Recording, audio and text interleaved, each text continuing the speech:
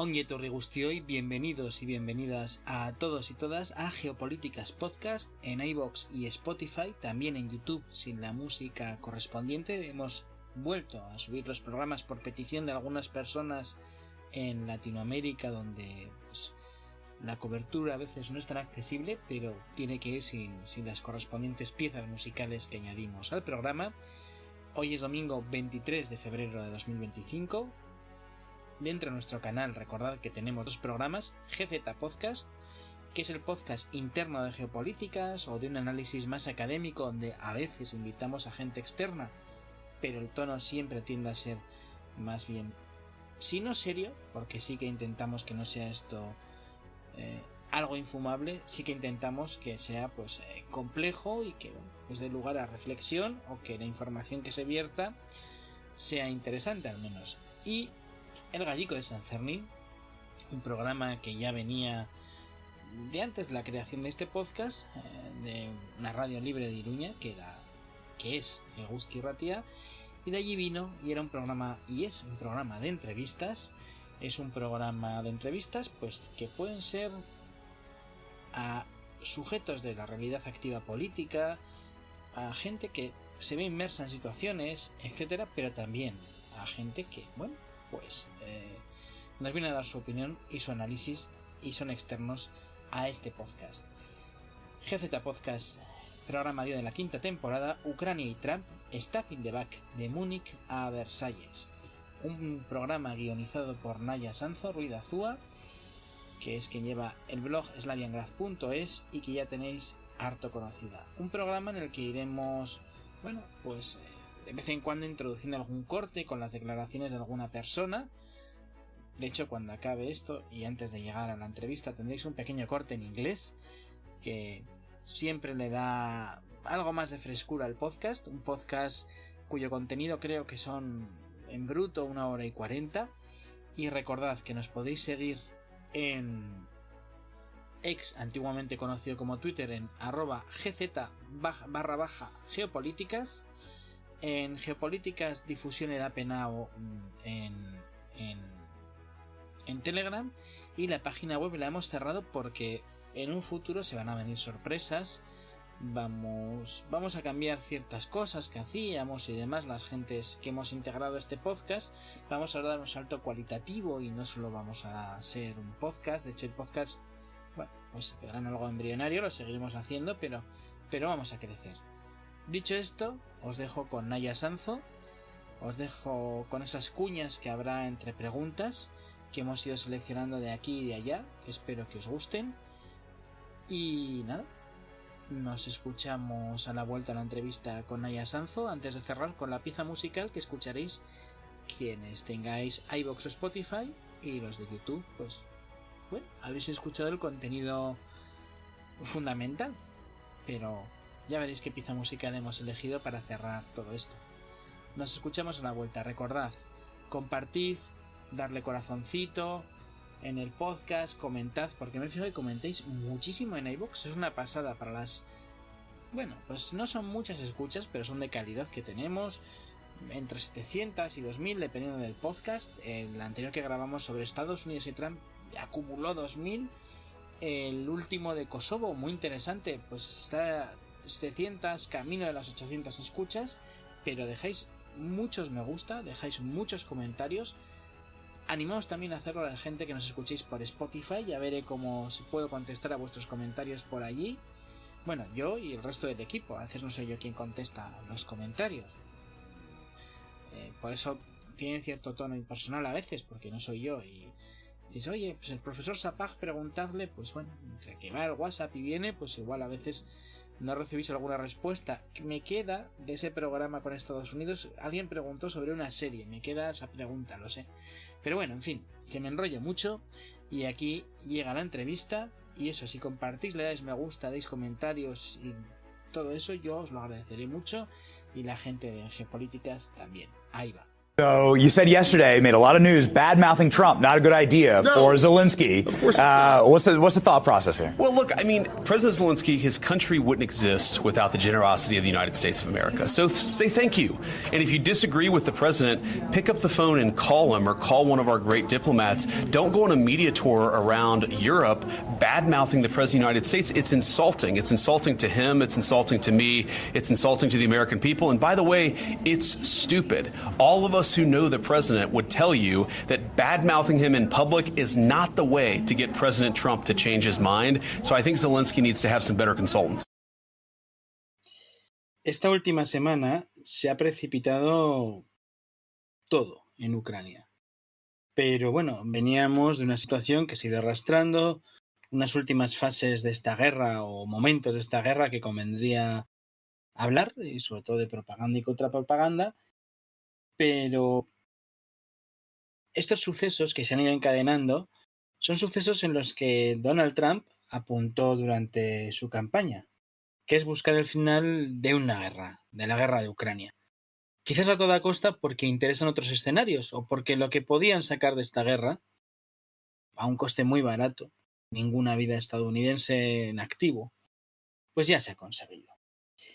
Para explicar qué está ocurriendo y qué implicaciones tiene para Ucrania, Rusia, la relación futura y actual entre ambas, la Unión Europea, Europa en su conjunto, que vemos allá de la Unión Europea, la arquitectura y seguridad europea, algo que es una entelequia hasta que, dependiente del paraguas estadounidense, hasta que lleguemos a una nueva concertación europea o un nuevo concierto de las naciones de Europa, y la relación transatlántica de la Europa continental e insular con Estados Unidos, y cuál es el statu quo, cuál es y cuál va a ser, pues cuando llegó, estuvo antes, etcétera, Donald Trump, pues para todo ello tenemos a alguien que ha presentado antes, que lo he presentado a la entrada de este programa.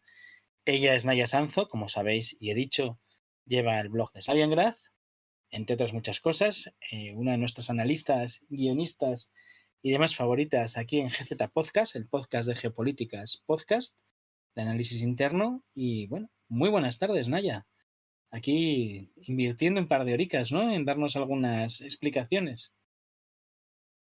Viernes por la tarde comentando pues dos temas que de los que hemos hablado en los últimos meses, que son Donald Trump, Estados Unidos, y la situación en Ucrania, que ya sabíamos que se iban a unir muy rápidamente, pero que esta última semana, estos últimos 10 días, ha explotado todo un poco. Llevábamos un tiempo Donald Trump nos había dado este primer mes de más o menos tranquilidad en esta dirección ucraniana. Se había centrado más en Groenlandia, en Dinamarca, en Panamá, o en hablar de aranceles, de cárteles de la droga, de fentanilo, y Zelensky se había confiado un poco con esas declaraciones de Donald Trump durante meses hablando de paz por medio de la fuerza, y Zelensky vio en esa idea más fuerza que paz, y digamos que todo le ha explotado un poco en la cara en un momento bastante comprometido, en el que Ucrania está sufriendo en el frente. No hay perspectivas de aprobación de nuevos fondos de Estados Unidos para Ucrania, por lo tanto, ese flujo de armamento, munición procedente de Estados Unidos, principal proveedor militar, va a ir decayendo, se va a ir acabando, y va a llegar el momento en el que veamos si el trabajo que hicieron los países europeos y la administración Biden para poner Ucrania a prueba de Trump va a tener efecto, va a tener resultado, o si realmente va a haber un problema más grave para Ucrania si no tiene el apoyo al 100% del que ha sido su aliado más importante. En estos días estamos hablando mucho de cuánto ha puesto la Unión Europea, cuánto ha puesto Estados Unidos. Donald Trump se ha lanzado a la labor de periodismo de investigación y nos ha dado varias cifras de muertos en la guerra que no tienen mucho sentido y que no han sido coherentes ni siquiera entre ellas. Y Donald Trump también nos ha dicho que Estados Unidos ha puesto mucho más dinero que la Unión Europea. En mi opinión, decía, Estados Unidos había invertido 350.000 millones de dólares, mientras que la Unión Europea había comprometido y solo en forma de créditos, solo 100.000 millones. Es decir, Estados Unidos había puesto el triple de dinero que la Unión Europea, algo que simplemente no se corresponde con la realidad. Hay muchos analistas que siguen el tracking del Instituto de Kiel, por ejemplo, sigue semanalmente, mensualmente los paquetes militares que anuncian cada uno de los países, no solo los que anuncian, no solo las promesas de futuro, sino también el dinero que llega a Ucrania. Y con esa información sabemos que la Unión Europea ya en un principio se veía un reparto del trabajo 50-50 entre Estados Unidos y la Unión Europea. Hace mucho tiempo que la Unión Europea es el principal proveedor de ayuda, de asistencia económica, financiera, militar y humanitaria a Ucrania, muy por delante de Estados Unidos. Pero la realidad nunca ha impedido que Donald Trump siga con su discurso y que lo utilice para su beneficio. Y todo esto ha llegado a un punto de prácticamente hacer explotar la relación transatlántica. Hemos visto una serie de portadas muy llamativas. Esta mañana veía, por ejemplo, la de The Economist, que hablaba de la peor semana para Europa desde la caída del telón de acero, la peor semana para Europa desde 1989. Ha habido guerras muy serias en Europa desde 1989, pero al parecer para The Economist no eran tan preocupantes como lo que ha ocurrido esta última semana en Europa. Y ya que es tan importante, vamos a ir analizándolo poco a poco desde un poco todos los aspectos, desde qué quiere decir para Estados Unidos, qué quiere decir para Ucrania y Rusia y qué quiere decir para la Unión Europea, todos estos movimientos que ha dado Donald Trump en los últimos 10 días y en los que se ha pasado de creer que Estados Unidos estaba de la mano con la Unión Europea para conseguir una paz por medio de la fuerza contra Rusia, no con Rusia, a lo que estamos viendo ahora, que son declaraciones durísimas, no contra Vladimir Putin, no contra Rusia, sino contra Volodymyr Zelensky.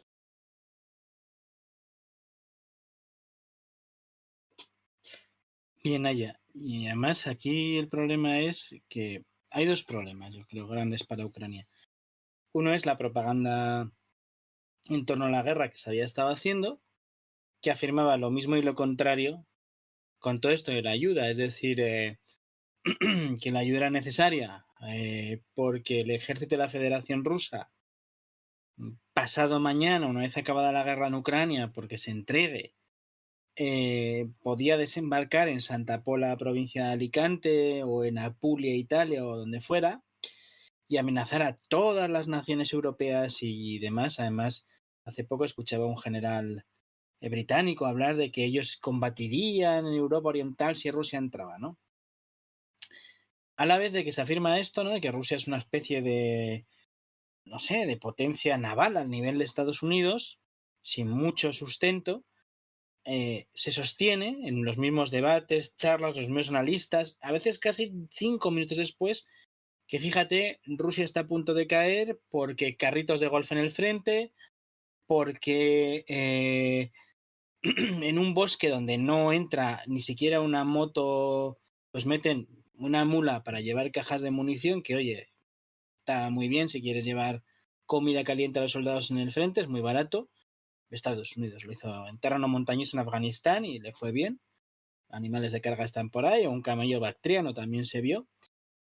Eso por un lado.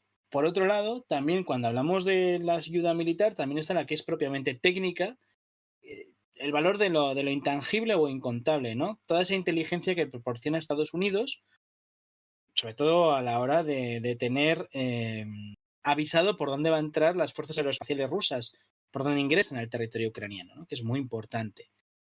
Eso casi en su totalidad es información proporcionada por aviones, radares, inteligencia estadounidense. Y por último, el sistema GPS. Es decir, los HIMARS y todo esto, pero están diciendo, bueno, y si tiramos en... Bueno, había unos comentarios que seguramente algún día recojamos o al final recoja, relacionados con la propaganda de guerra, en este caso en la red social X, antes conocida como Twitter, que decían, bien, ahora Ucrania tendrá las manos libres para atacar no sé cuántas refinerías y centros comerciales civiles en Moscú. Comentarios de gente real, no de bots, o sea, de gente que desea eso. Y dices, bueno, Estados Unidos puede darles el off con el GPS y no hay guía, no hay orientación. Se me ocurren los famosos HIMARS, los cuales ya Rusia los tiene bastante capados por disrupción de las señales, porque aquí ambos ejércitos han ido adaptando en una curva de aprendizaje que va desde el soldado de a pie hasta el general. Y bueno, pues ante una innovación de un ejército, el otro se acaba otra, ¿no? Te he introducido varias cuestiones. ¿Te interesa tratar alguna de ellas? Bueno, la cuestión de la guerra de la propaganda ha sido clave en este conflicto. Ganar la guerra de Twitter, la batalla de Twitter ha sido casi tan importante como ganar la batalla de Kiev, la de Kharkov, la de Artyomovsk. Por una parte, Ucrania se ha creído su propia propaganda, todo ese discurso triunfalista en el que los bravos soldados ucranianos eran mucho mejores que los soldados rusos, que eran todos buriatíes enviados al frente contra su voluntad, como hordas humanas, desarmados, luchando con palas. La vida no tiene ningún valor en Rusia. Por otro lado, dependiendo del momento, cuando Ucrania necesitaba que aumentara el flujo militar, resultaba que Rusia era de repente otra vez el segundo ejército del mundo. Con eso se conseguía obligar a Estados Unidos, a la Unión Europea, a buscar más munición y a enviarla de forma más rápida. En el momento en el que se anunciaba el envío de munición, Volodymyr Zelensky salía en la prensa diciendo que sus comandantes ya no le piden munición porque ya la munición ha llegado ya, cuando la munición había sido anunciada y obviamente no había llegado a ningún lugar cerca del frente. En los últimos meses esta labor la han cumplido las tropas norcoreanas. Hemos visto tropas norcoreanas rindiéndose en el frente, desertando a Ucrania, mucho antes de que llegaran no al frente ucraniano, sino siquiera a Rusia. Budanov, el jefe de la inteligencia militar ucraniana, presentó una campaña en la que mostraba una especie de campos de concentración, los lugares en los que iban a ser acogidos los miles de soldados norcoreanos cuando estos desertaran del ejército ruso, porque obviamente habían sido llevados a Kursk o a Ucrania contra su voluntad. Han pasado meses y la única prueba que hemos visto de la existencia de estas tropas norcoreanas en la guerra de Ucrania son 2 prisioneros de guerra que Ucrania afirma que son norcoreanos, Rusia lo niega. En cualquier caso, serían dos soldados de la República Popular de Corea entre la decena de miles de soldados que supuestamente estaban en Kursk. Habían sido retirados cuando fueron necesarios para justificar otras medidas. Fueron recuperados, todo esto por la inteligencia militar ucraniana, sin que nadie viera realmente a ningún soldado norcoreano. Se habla de miles de muertos. Zelensky ha llegado a hablar que Rusia los intenta esconder. Unas tropas norcoreanas no son fáciles de esconder. Cuando en lugar de ser capturadas ellos mismos se queman la cara para no ser reconocidos. Muchas excusas para justificar que entre esos 10.000, 12.000 que supuestamente están luchando en las batallas de Kursk, no hay ninguna imagen real de combate de esas tropas norcoreanas que están siendo utilizadas básicamente para crear narrativa, crear discurso. Hasta ahora, estos 3 años, cualquier palabra que venía de Rusia era considerada por la prensa occidental fruto de la propaganda.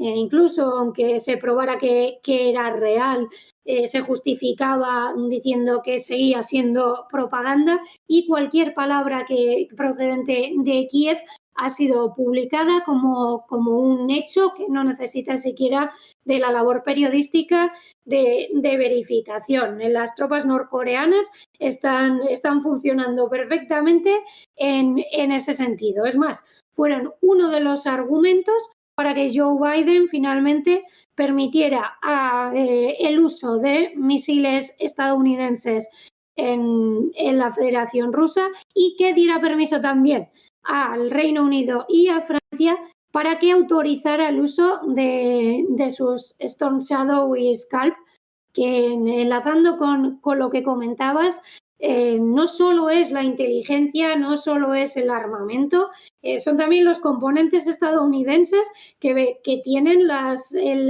armas que sí pueden suministrar los países europeos, pero que aún así necesitan de la colaboración de Estados Unidos para ser utilizados. Esta guerra sin Estados Unidos habría sido muy diferente, y estamos viendo, ayer mismo se publicó en The Telegraph, en un medio británico, el plan anglo-francés para las garantías de seguridad que exige Zelensky.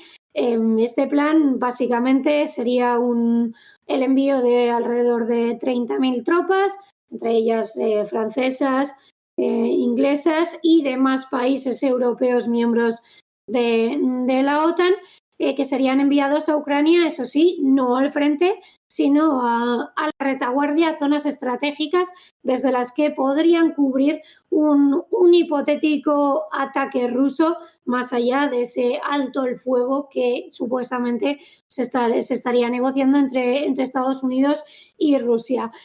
¿Cuál es la contrapartida? Keir Starmer, el líder laborista, cuya política en Ucrania no difiere en absoluto de la de Boris Johnson, Liz Truss o Rishi Sunak, le pide por favor a Estados Unidos que sea la aviación de esa misión, que aporte la cobertura aérea y la inteligencia, ese control de inteligencia de toda la línea del frente, y que tenga tanto tropas como aviación en los países limítrofes, en los países de la OTAN fronterizos con Ucrania, en caso de que fuera necesario. Esta propuesta básicamente no tiene ningún recorrido.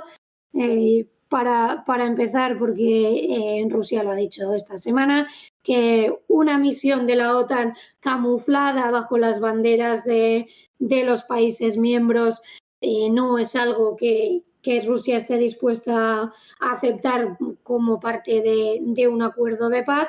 Básicamente todos sabemos que Rusia no va a aceptar la presencia de la OTAN en Ucrania si no está militarmente derrotada. Es decir, si no tiene ninguna opción, no le quedará más que aceptar. Esa situación no está cerca de producirse, y no ha estado nunca cerca de producirse, ni siquiera en los momentos de mayor debilidad rusa en 2022.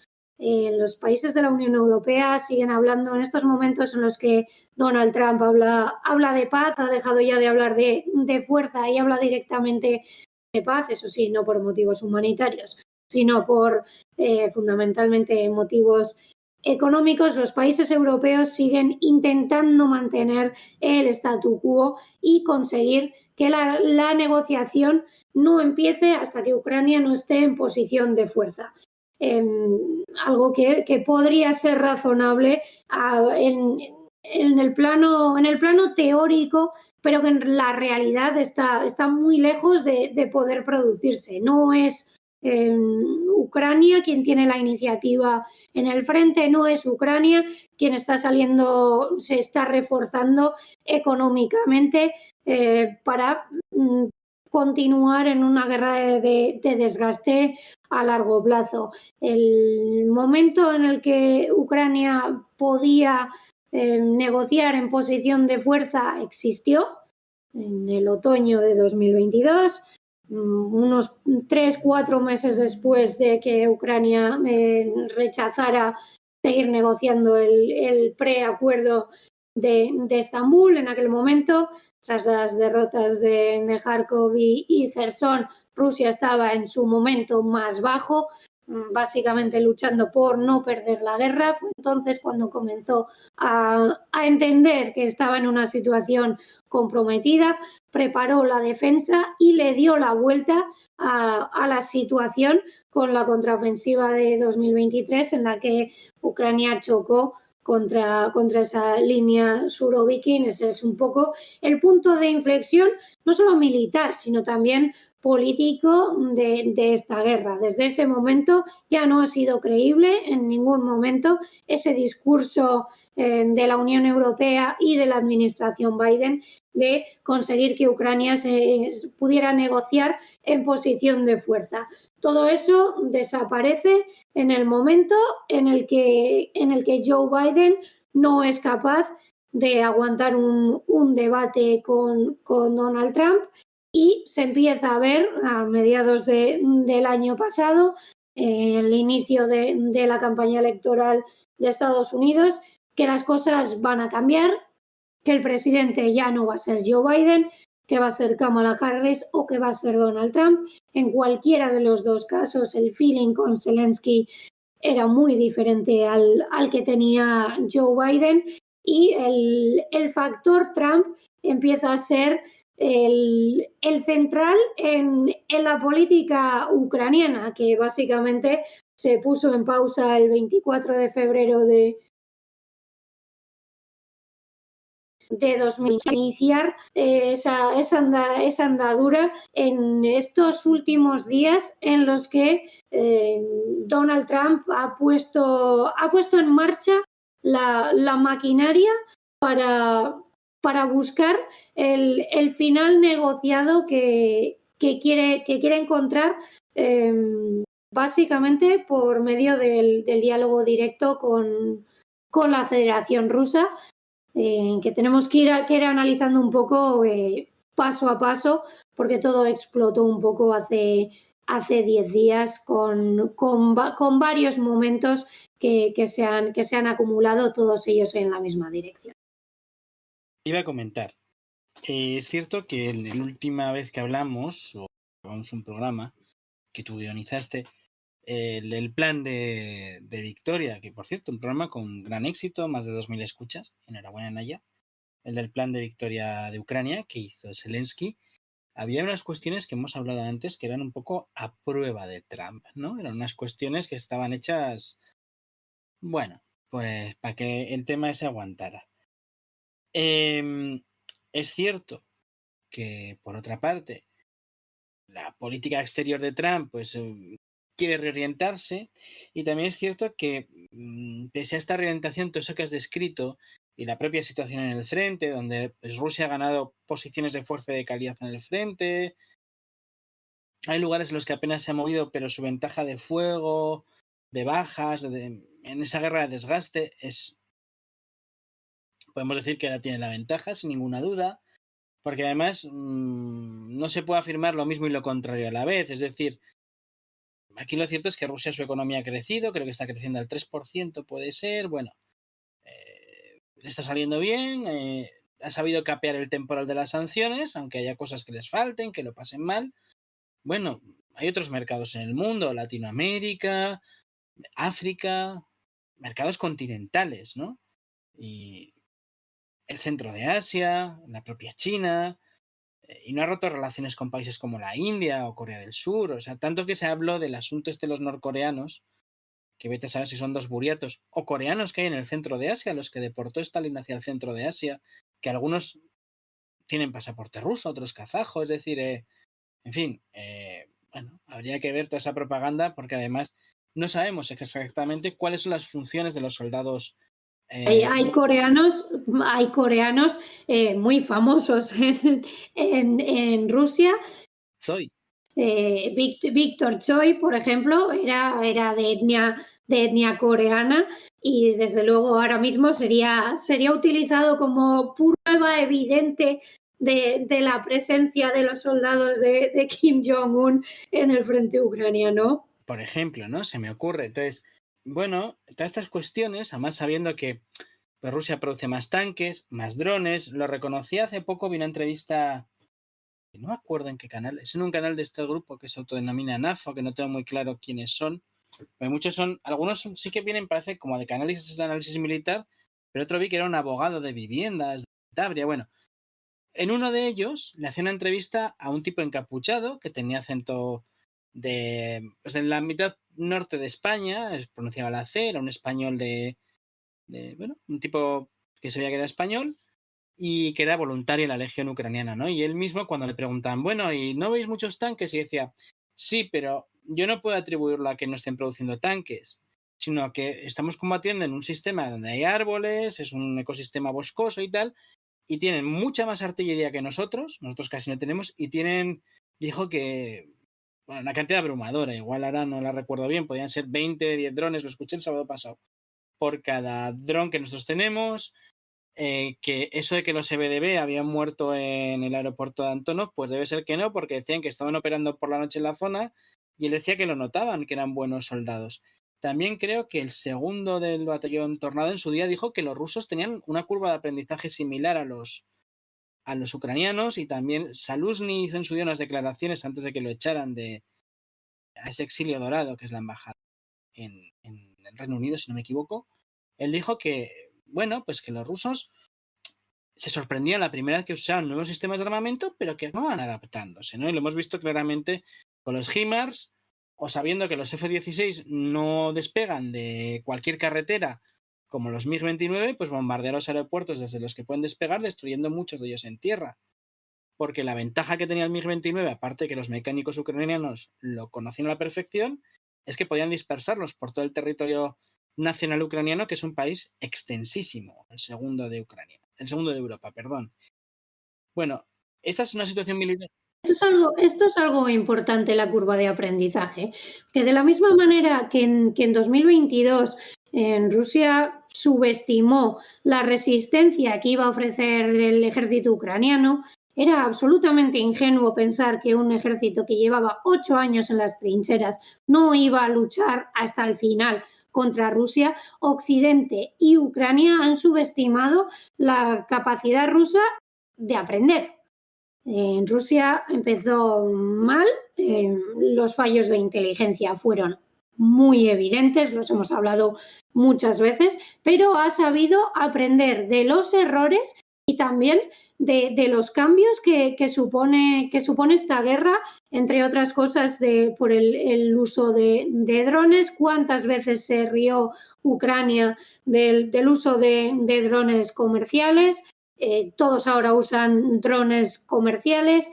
Ucrania se rió de los dientes de dragón que también ha tenido que colocar Ucrania en Kharkov, incluso en partes del oblast de Dnipropetrovsk. Las cosas no son tan fáciles y los planes suelen chocar con la realidad, y las situaciones desesperadas llevan a la creatividad, porque si no aparece la creatividad, el aprendizaje, en muchos casos casi el crowdfunding de las propias unidades, la guerra no habría durado estos 3 años y no estaría ahora en una situación que es la que ha estado durante mucho tiempo prácticamente de bloqueo. El bloqueo ya no es tal. Vemos avances rusos en Donbass, que sigue siendo el frente principal. Ucrania quiere hablar mucho de Kursk, pero el frente principal de esta guerra es el frente del Donbass, donde empezó la guerra en 2014 y donde posiblemente termine. El resto de zonas del frente están mucho más tranquilas. Puede haber algunos movimientos en el frente central de Zaporozhye, pero la batalla realmente está en Donbass, y ahí sí que seguimos viendo avances rusos, en parte porque Ucrania decidió que su mejor carta negociadora era mantener presencia en Kursk. Zelensky lo ha dicho recientemente, que espera un intercambio de territorios. Esto era algo de lo que él hablaba hasta hace más o menos 10 días. Entonces, siempre se ha dado por hecho que un posible acuerdo de paz, una negociación hacia un acuerdo de paz, básicamente iba a tratar de dos temas: la cuestión territorial y las garantías de seguridad. En principio, la realidad del frente, el equilibrio de fuerzas y el cómo queda el mapa en el momento en el que se va a firmar la paz suele determinar cuáles van a ser las fronteras. Puede haber algunos ligeros cambios. A eso apuntaba Zelensky. Hablaba de Kursk para recuperar parte de sus territorios, y no precisaba a cuáles se refería, pero en esos días se hablaba mucho de las centrales nucleares de Ucrania, de la necesidad de producción eléctrica. Por lo tanto, se puede deducir que una de las aspiraciones de Ucrania era recuperar Energodar, donde está su central nuclear más importante, y que Ucrania ha tratado de recuperar a base de hacer imposible para Rusia permanecer en el lugar, a base de bombardear la zona con artillería, algo en lo que no se ha prestado especial atención. Todo esto desaparece completamente en el momento en el que Pete Hegseth, ese busto parlante de Fox News, veterano de Irak, de Afganistán y de Guantánamo, se presentó ante sus aliados europeos y pronunció un discurso en el que sorprendió completamente a todos los aliados europeos, a pesar de que no dijo nada especialmente fuera o esté muy alejado de lo que había dicho Donald Trump en campaña, pero que pilló completamente fuera de juego a los países europeos, y que dio el pistoletazo de salida a todo lo que ha pasado desde entonces, que ha sido una vorágine frenética de noticias contra noticias, planes contra planes, reuniones, denuncias sobre las reuniones y mucha propaganda mediática. Sí, es clave todo esto. Y además, otra cosa que se subestimó por parte occidental hacia Rusia era su capacidad industrial. Además, muchos de esos drones que se reía la gente de ellos, los drones rusos al principio, muchos eran técnicamente israelíes. Hubo un suceso en Siria hace unos años. Bueno, la defensa siria derribó con un S-200 un Antonov ruso, detrás del cual estaba siendo usado como pantalla por un caza israelí. Y bueno, pues digamos que Rusia, a raíz del arreglo que hubo que hacer por eso, consiguió cierta dronería israelí. También hubo risas con las municiones suicidas que proporcionó Irán, se han demostrado efectivas. En fin, hay un problema quizás en algunos sectores de Occidente, que yo entiendo, uno puede ser antibelicista, uno puede ser pro-ucraniano, uno puede ser prorruso, pero si quiere hacer un análisis serio, entrar en esas cuestiones tan pueriles a veces, ¿no? Es decir, ha habido unos clichés para analizar la guerra en el frente muy pueriles, ¿no? Eso de que a los rusos no les importan las bajas, o de que fin, la potentísima industria del dron en Ucrania. Y es cierto que Ucrania tenía una buena industria militar, una sombra de lo que fue en el periodo soviético, que tenía una industria militar potente y era una gran exportadora hasta hace 10 años de productos militares en el mundo. La cuarta llegó a ser el cuarto país exportador. Esto cambió en esa guerra. Y es cierto, y lo hemos dicho muchas veces, al inicio de la guerra Rusia tuvo unos errores operacionales, por ejemplo, avanzar en columnas volantes hacia Kiev, donde tropas emboscadas ucranianas muy bien entrenadas, que tenían pues el entrenamiento propio de la doctrina soviética, otro entrenamiento dado por los Rangers, otro por otro grupo especial. Eran gente que llevaba joven, 8, 7 años en ciclos de formación, y eso. Luego los errores de inteligencia. Además de todo eso, tenían 8 años de experiencia Eso es. militar. En 2022 empiezan a luchar un ejército que lleva mucho tiempo sin entrar en una guerra terrestre de alta intensidad. La participación rusa en Siria no lo fue, contra un ejército que llevaba 8 años en las trincheras. Esa experiencia es un plus para Ucrania que se va nivelando con el tiempo, pero que desde luego en esos primeros momentos tiene una relevancia. Sí, luego también están lo positivo a favor de Ucrania, es decir, experiencia militar, buen entrenamiento. Habían, es decir, dentro de ese entrenamiento habían capacitado no solo físicamente a los soldados, sino ideológicamente y materialmente. Es decir, rodilleras, chalecos, cascos. El ejército que entra ucraniano en Donbass no es el mismo que estaba, porque hay que sustituir por los batallones de voluntarios porque son un desastre. No es el mismo que estaba al inicio de esta guerra hace unos 3 años, casi 3 años. Equipamiento, forma de combatir, era gente bregada. Y luego el trabajo ideológico que se había hecho entre la población militar y civil, y Rusia lo subestimó, Rusia no supo valorarlo, Rusia no supo evaluarlo, no supo entender el momentum, pero supo adaptarse a una guerra de trincheras poco a poco. Es decir, una vez fracasó, se retiró de forma bastante ordenada de Chernóbil, de Kiev. Ahí hay que reconocer que sí que hubo cierta disciplina. Y se inició una nueva fase de la guerra en la que supimos todos que Ucrania iba a resistir. Luego, citando a nuestros analistas que han ido cambiando de opinión sobre dónde iba a estar la victoria ucraniana, no me acuerdo ahora bien de los nombres y tampoco quiero entrar en conflictos personales con nadie, pero vamos a decir que sí que estos analistas en Nafo decían que en 2023 Ucrania iba a conseguir la guerra rompiendo el frente en Zaporizhia con estrategia OTAN, que esa estrategia OTAN requiere de total supremacía aérea, algo que Ucrania no tenía. Se estrelló contra las defensas planificadas, entre otros, esa famosa línea Surovikin. Bueno, Surovikin y otros planificaron esa línea, no solo él, pero bueno, como era una figura, digamos, de prestigio, pues la achacó a él, ¿no? Y ahí fracasó. Y de hecho, para tomar Rabotino usaron lo último que tenían, que era lo que supuestamente habían dicho que iban a entrar en Crimea.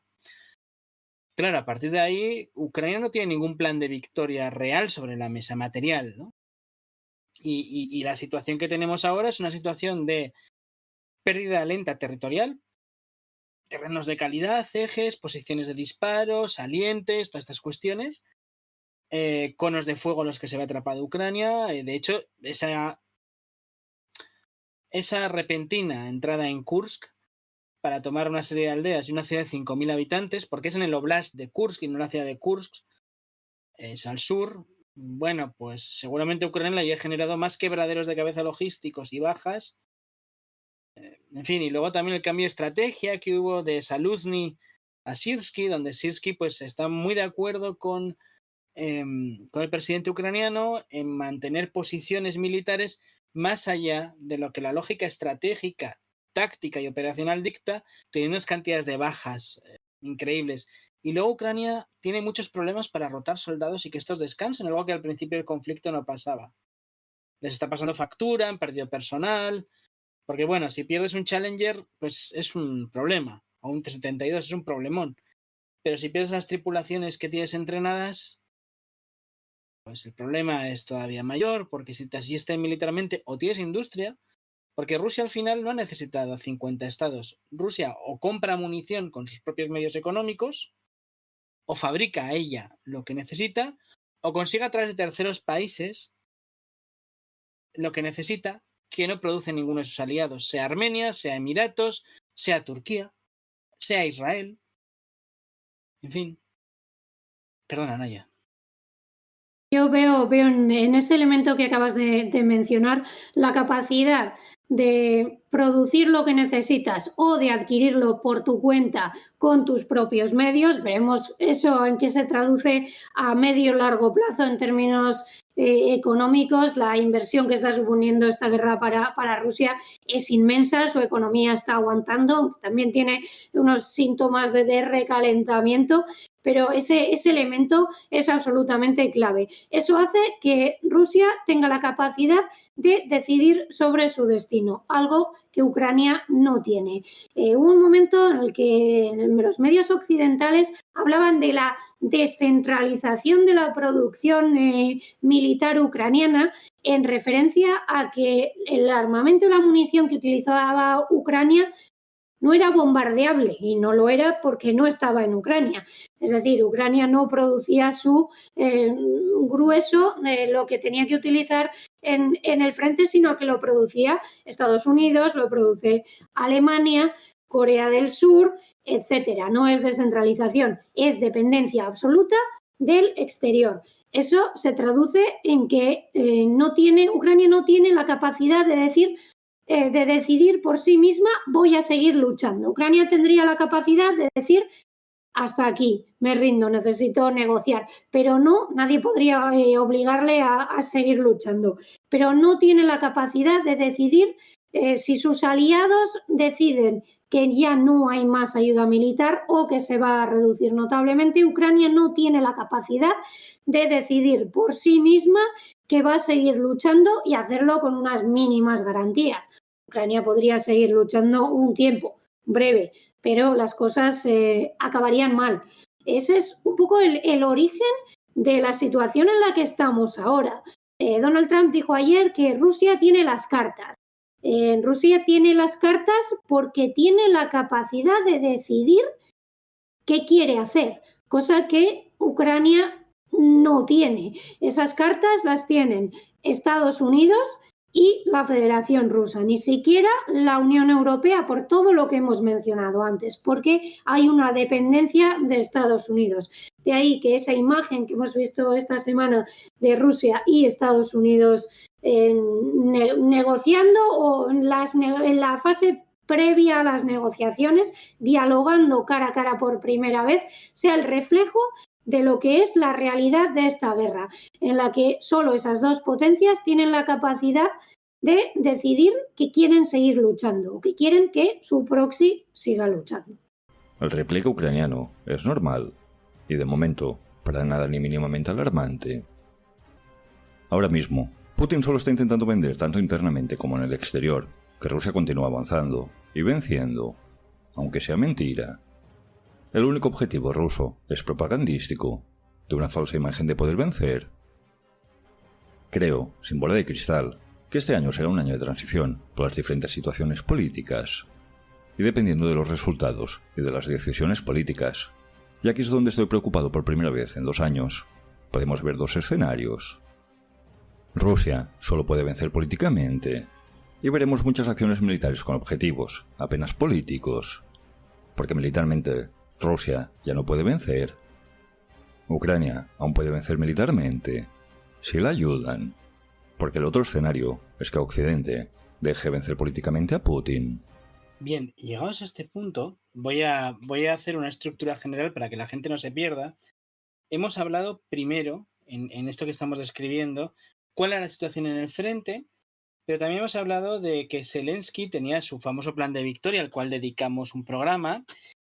Bueno, ese plan de victoria, digamos que era una especie de plan de victoria a prueba de Trump para conseguir paz por medio de la fuerza, y era un plan que se publicó a mediados del año pasado, que nosotros analizamos un poco posteriormente, ¿no? Y que Zelensky tenía ciertas expectativas en los nombramientos de Waltz y Kellogg para hacer todo esto. Y luego en el espacio cercano de tiempo vamos a hablar de 3 momentos. Uno ya hemos tratado de ellos, que es el discurso de Hegseth, pero hay otros 2 que vamos a ir desarrollando y también vamos a ver si Naya quiere volver en algún momento atrás para describir alguna cuestión, que son la conversación telefónica entre Trump y Vladimir Putin y la visita del secretario del Tesoro estadounidense a Kiev, ¿no? Entonces, digamos, son marcos en las que llegan estas negociaciones, pero vamos, en Riad, en la capital de Arabia Saudí, un país que tiene buenas relaciones con Estados Unidos y con la Federación Rusa, con un escenario tal vez muy lejano, ¿no?, de donde se va a negociar todo esto. Rubio, que recordemos que es una persona del sur de Estados Unidos, de origen cubano, que tiene harta experiencia profesional en la política, muy conservador, en el sector republicano cubano, ¿no?, de Miami, y Lavrov en Riad, el ministro Lavrov, que es una persona también muy bregada, con amplia experiencia, se reunieron y acordaron varias cosas, teniendo más que ver con retomar relaciones diplomáticas, reabrir legaciones, algunas declaraciones volitivas, como que Estados Unidos iba a hacer un grupo de trabajo para lo de Ucrania, en fin, este tipo de cuestiones. Decían que necesitaban retomar las misiones diplomáticas al máximo nivel, que es algo positivo en el sentido de que no habíamos visto los últimos 4 años, ¿no?, entre Rusia y Estados Unidos, tener una relación normalizada que permita solventar por la vía diplomática todo esto. Naya, entra por donde quieras a matar, porque es un poco un marco para que la gente no se pierda cuando entremos al detalle, ¿no?, para recordar dónde estamos. Por favor, Naya. Bueno, las 24 horas de hace 10 días, ese miércoles, creo recordar que era 12 de febrero, son esas 3 cosas que has mencionado: el discurso de Pete Hegseth, secretario de Defensa, la conversación entre Donald Trump y Vladimir Putin y la visita de Scott Bessent, el secretario del Tesoro, a Kiev. Todo ello se produce en 24 horas que dejan completamente desconcertados a los países europeos y también al propio Zelensky. Se produce también en la misma semana en la que se tiene que celebrar la conferencia de seguridad de Múnich, esa especie de meca de la agenda de seguridad y de la agenda militar a nivel mundial, una cita anual.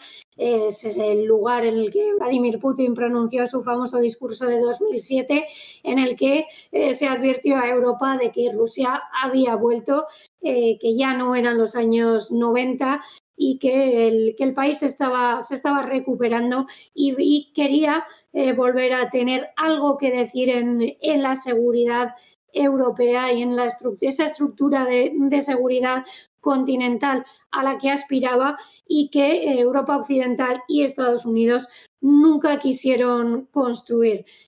Si vemos ahora un poco la situación de cómo están las relaciones entre el trumpismo y los países europeos, ese giro de Estados Unidos a China y la necesidad que encuentra ahora Europa de aumentar gasto militar, crear su propia estructura de seguridad sin necesidad de depender al 100% de Estados Unidos, nos recuerda un poco a esos años en los que se pudo haber creado esa estructura de seguridad continental, esa arquitectura de seguridad europea en momentos no de guerra, sino de paz. Incluso en los años 90 se podría haber hecho con un oponente en horas muy, muy bajas y a quien se podía haber impuesto los términos, algo que evidentemente ya no es posible y que ahora, con el continente partido en 2 y en guerra, va a resultar mucho más costoso, mucho más difícil y también mucho más peligroso. Esta es un poco la situación en la que quedan los países europeos, a los que les explotó en la cara el discurso de Pete Hegseth, que básicamente se puede resumir en 2 ideas, que es que no es realista que vaya a salir de un acuerdo de paz, de una negociación, no es realista que vaya a salir la adhesión de Ucrania a la OTAN o la recuperación de las fronteras de 2014. Esas dos frases del secretario de Defensa de Estados Unidos provocaron todo tipo de reacciones y un rechazo generalizado de quienes ven en la vía militar la única salida posible al conflicto ruso-ucraniano. Se acusó a Hegseth y por extensión a Donald Trump de retirar de la negociación las herramientas más potentes con las que Estados Unidos podía presionar a Rusia. Es una forma un tanto ingenua o infantil de ver la cuestión. Quizá no era de esperar un realismo tan honesto por parte de alguien procedente del trumpismo. Simplemente es una afirmación de la realidad, no es una estrategia de negociación. Estados Unidos tiene otras herramientas con las que presionar a Rusia que son reales, no imaginarias. Exigirle a Rusia que acepte la adhesión de Ucrania a la OTAN es simplemente una pérdida de tiempo. Rusia no está ahora mismo en una situación contra la espada, entre la espada y la pared, no está en una situación en la que tenga que aceptar los términos que se le dictan. Tiene la iniciativa en el frente, su economía, aunque con las dificultades que hemos comentado, sigue funcionando. Si esa es la oferta, entonces seguimos luchando. Ofrecer imposibles, exigir imposibles en una mesa de negociación en estos momentos simplemente no es realista. En esas 24 horas después del discurso de Hegseth se conoció también la conversación telefónica, la primera oficial. Se había hablado de que había habido otras que no habían sido ni confirmadas ni negadas. Esta fue la primera conversación que tanto Rusia como Estados Unidos confirmaron entre los dos presidentes. La primera en mucho tiempo. La relación entre Rusia y Estados Unidos no se había roto del todo, había seguido habiendo alguna comunicación, más que nada para evitar choques innecesarios entre las dos potencias, y un caso en el que el ministro de Defensa ruso llamó a su homólogo estadounidense para advertir de un plan, no sabemos de qué, un plan, algo que Ucrania planeaba hacer y que era tan grave que Rusia consideró necesario advertir a Estados Unidos y que Estados Unidos consideró necesario filtrar a la prensa y advertir a Ucrania de que lo que fuera que se estaba planeando no era aceptable. Los contactos no se han roto nunca, pero sí entre presidentes. Por lo tanto, esta llamada de Donald Trump a Vladimir Putin fue una ruptura con lo que habíamos visto en estos últimos 3 años, y evidentemente es lo que se han quejado Ucrania y los países europeos, y es desaparece completamente esa idea de aislamiento político y diplomático de la Federación Rusa a la que se aspiraba en 2022. El hecho de que se conociera la conversación el mismo día que Pete Hegseth había dicho no a la OTAN y no a la integridad territorial, no porque Estados Unidos esté en contra de que Ucrania recuperara sus territorios, sino porque simplemente no es realista seguir luchando hasta que Ucrania recupere Crimea, recupere el Donbass. Eso provocó la ira de Ucrania, que exige siempre que sea primero avisada. Zelensky ya ha dicho por activa y por pasiva que quiere reunirse con Donald Trump antes de que se vea la imagen de Donald Trump con Vladimir Putin. Esa llamada pilló con el pie cambiado a los países europeos, casi tanto como ese discurso de Pete Hegseth. Y esa tercera pata de esta esta especie de silla inestable de la diplomacia errática, mucho, del trumpismo fue la visita de Scott Bessent a Kiev, que se conocía en ese momento, pero de la que no se tenían tantos detalles, que hemos ido conociendo a lo largo de la semana, y que realmente es lo que ha provocado la ira de Donald Trump, el intento de Zelensky de reaccionar y de negar la voluntad a Donald Trump, y esta especie de negociación por medio del insulto a través de los medios que estamos viendo. En el plan de victoria, como comentamos hace unos meses, uno de los puntos era poner a disposición de los aliados las riquezas minerales de Ucrania para que se pudiera compartir esos ingresos, esos beneficios entre Ucrania y los países que habían ayudado a Ucrania. Esto claramente era un punto pensado específicamente para conseguir atraer la atención de Donald Trump. Un poco más adelante, Lindsey Graham, uno de esos amigos de Ucrania que buscan luchar hasta el último ucraniano, y lo dicen públicamente, mencionó que Ucrania se asentaba sobre trillones de dólares en minerales, tierras raras, etc.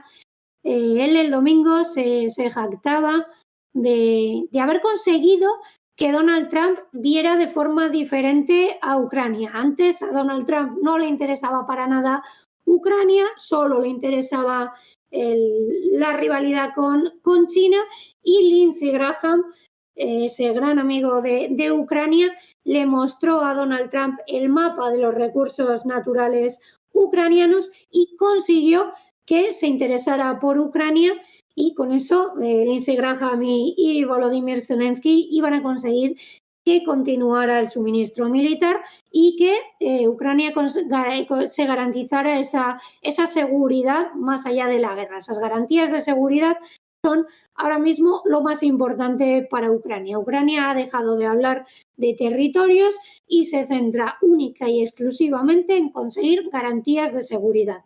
En las últimas 24 horas, Zelensky se ha reunido con Keith Kellogg, ha hablado con los presidentes de Francia y de Chequia y los primeros ministros de Polonia, Noruega, Finlandia y Croacia. Zelensky ha dejado de viajar al frente y se dedica a llamar por teléfono a sus aliados o viajar a países en los que exige garantías de seguridad para el futuro. Eso es a día de hoy lo único que importa para Ucrania. Y para conseguirlo, Ucrania está dispuesta a compartir con su aliado estadounidense, casualmente no con los aliados de la Unión Europea, que no han pedido compensación a cambio, porque su discurso es que cualquier gasto, cualquier inversión en la guerra de Ucrania es una inversión en la seguridad europea del futuro. Para Estados Unidos, que dice, recuerda muy habitualmente que tiene un bonito océano separando sus costas de las europeas, por lo tanto no tiene ninguna necesidad de implicarse en la guerra de Ucrania. Esa inversión que se ha hecho hasta ahora requiere una compensación. Gracias a Lindsey Graham, gracias al plan de victoria de Zelensky, esa compensación ha de ser, según Donald Trump, en forma de tierras raras, minerales, extracción de las diferentes riquezas que se encuentran en el suelo de Ucrania. Donald Trump había mencionado ya la cifra de 500.000 millones de dólares, que es lo que busca como compensación por la asistencia militar. Decía antes que Donald Trump valora en 350.000 millones la ayuda estadounidense, que está muy, muy sobrevalorada, prácticamente más de la mitad. Y aún así, incluso aunque fueran ciertos esos 350.000 millones, Donald Trump exige 150.000 millones más de lo que ha invertido, de lo que dice haber invertido en Ucrania. El problema no fue realmente esa cantidad, de la que Zelensky era consciente.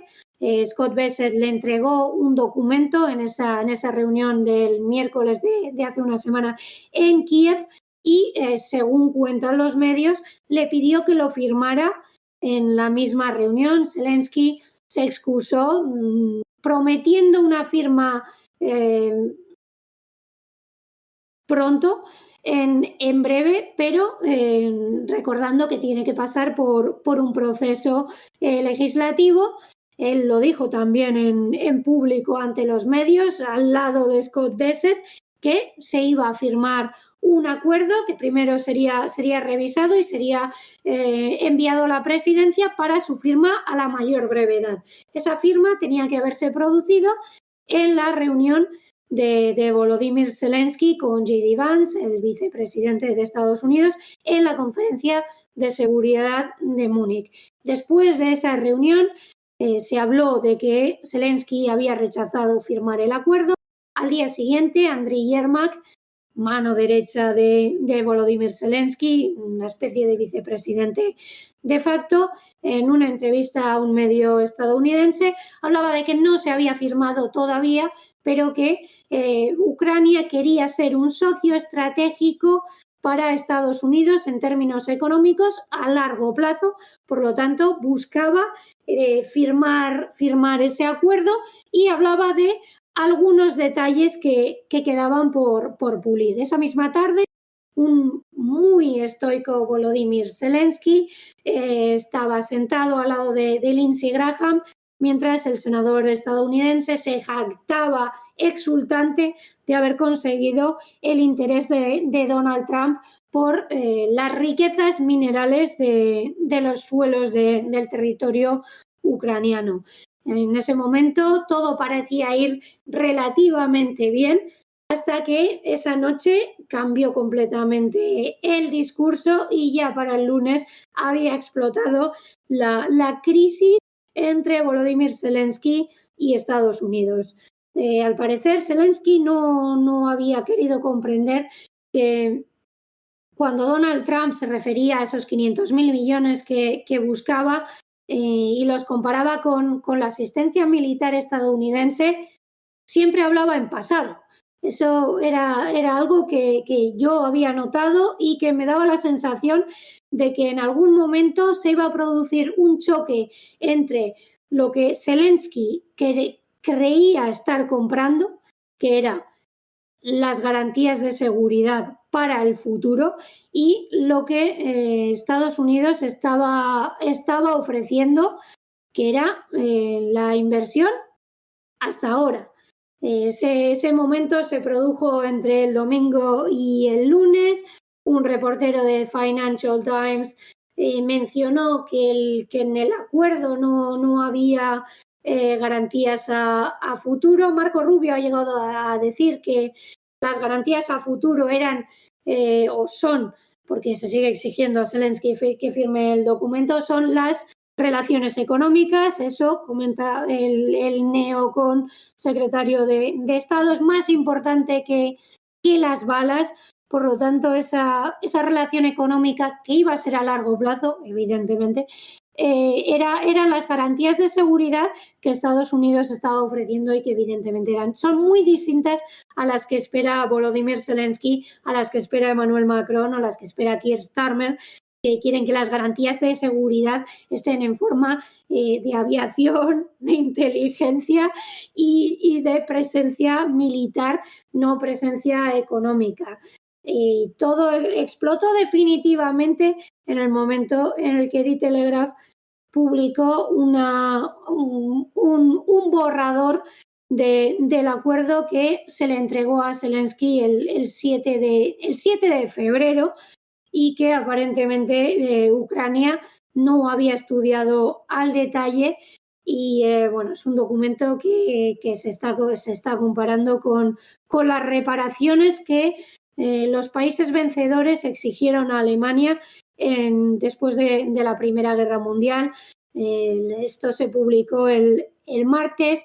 Llevábamos varios días hablando de la traición de Múnich, de la repetición de 1938, Trump era poco menos que Chamberlain, y rápidamente pasamos a hablar no de Múnich en 1938, sino de Versalles 1918, con esas reparaciones que los países vencedores le exigieron a Alemania.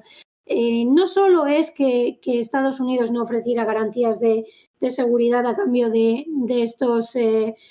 estas concesiones, sino que el documento que Scott Bessent exigía que Zelensky firmara en el momento de la reunión le exige a Ucrania el 50% de los ingresos de prácticamente cualquier extracción minera y mineral que se produzca en Ucrania actualmente, o de las licencias que se puedan conceder en el futuro. Esto tiene un marco legal que no es el ucraniano, sino la legislación de Nueva York, y no tiene marco temporal. Es decir, es una colonización económica pura y dura a perpetuidad. Y algo que evidentemente Ucrania no se puede permitir firmar a la ligera.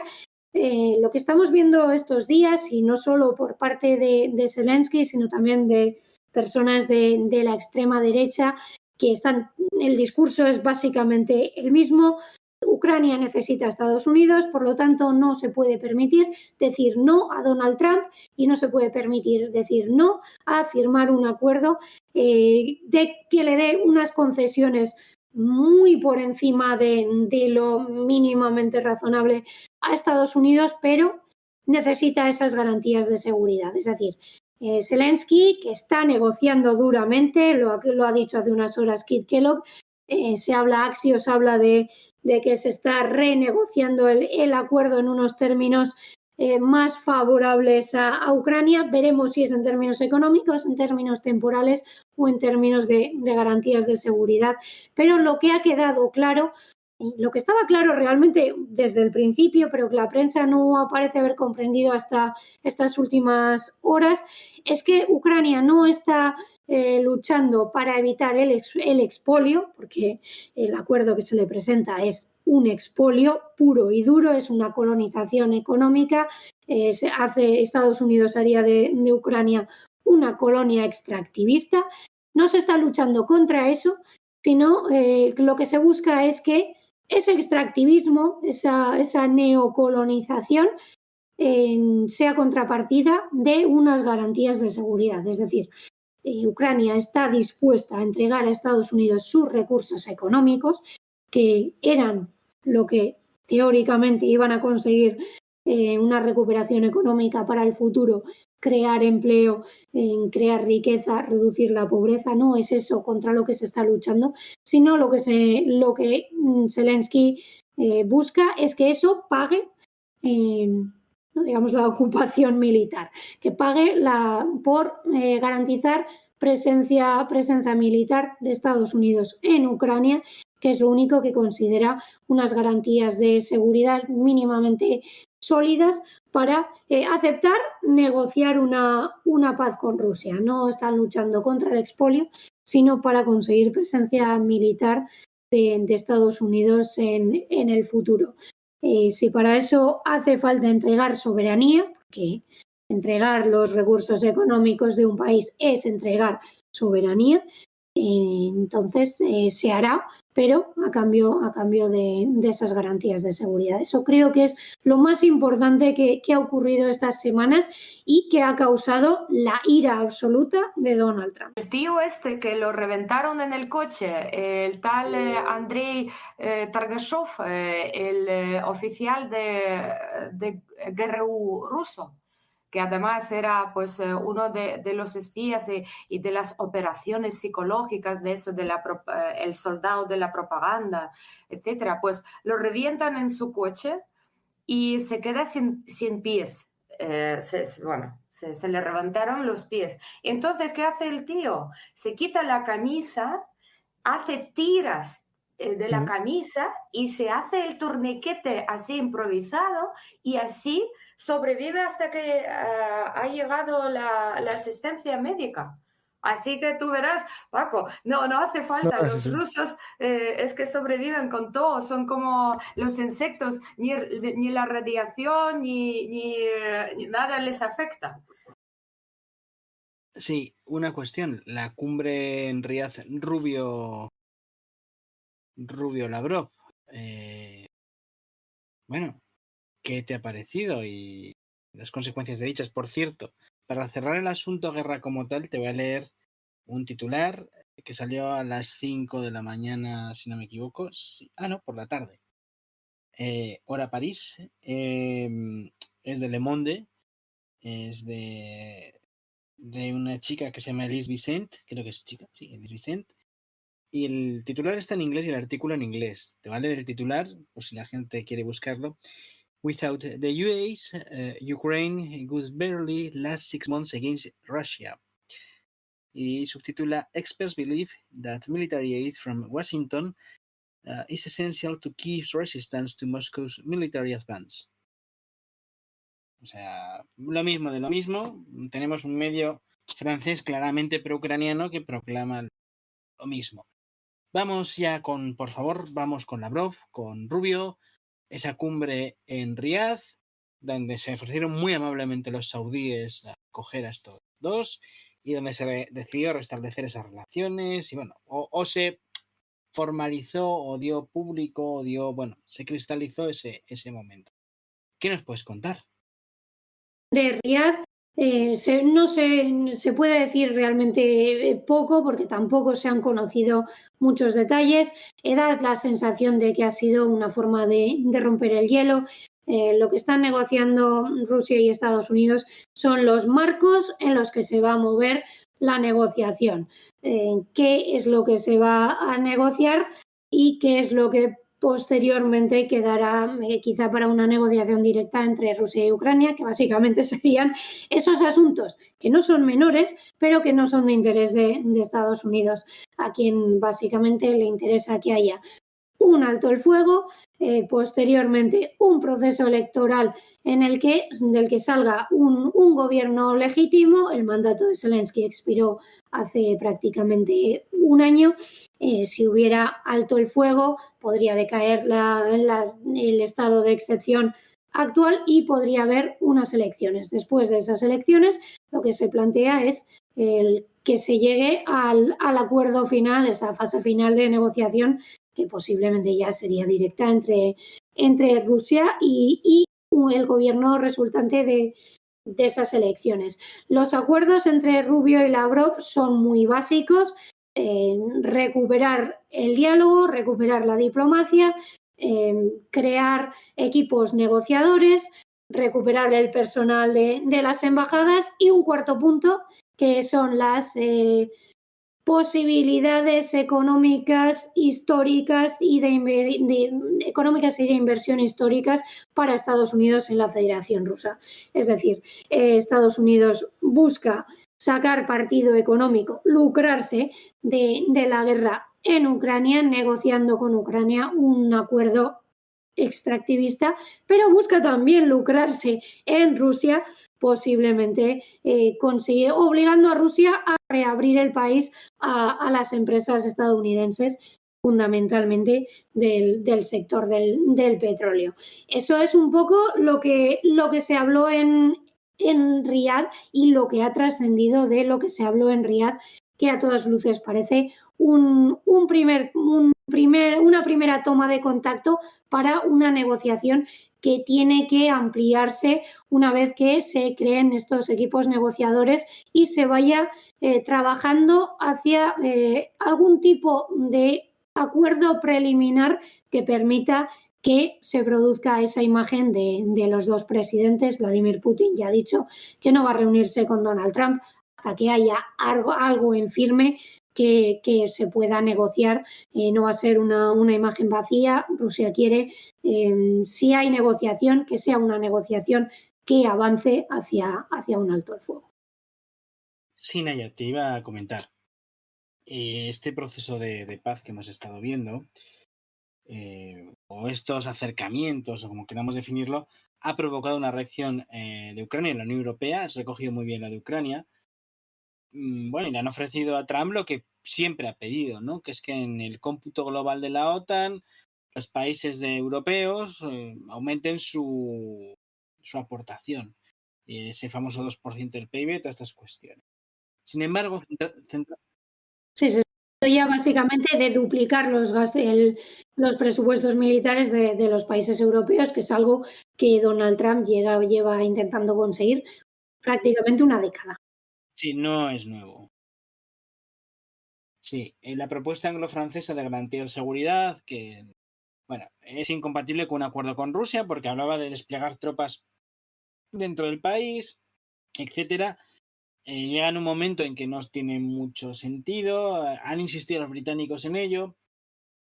Sin embargo, te voy a preguntar, al margen de esto, que creo que ya lo hemos descrito, por si quieres puntualizar alguna cuestión, dos o tres cuestiones que creo que son fundamentales. El tipo de acuerdo que se puede alcanzar o tipos de acuerdo, si es que te parece una pregunta que podemos responder hoy en día, ¿no? Fronteras, garantía de seguridad, aspectos económicos, fases del acuerdo, si hay rumores, si se habló de algo. Y luego una pregunta infantil pero interesante, porque aquí la gente habla siempre de ideales, de que la guerra de Ucrania ha sido por la democracia y estas cuestiones. Y la pregunta, como hay mucho idealista suelto, ¿no? También desde el otro lado que habla de desnazificación. Bueno, si les habrían importado la desnazificación, habrían entrado en 2015 2016. Es decir, pero bueno, ¿quiere Trump la paz por humanismo? Es una pregunta retórica, pero va al hilo de todo esto. O sea, ¿qué tipo de acuerdo quiere? Y luego el factor económico, creo que lo hemos hablado, pero también una cuestión del expolio, una cuestión que recoge un poco esto que has dicho.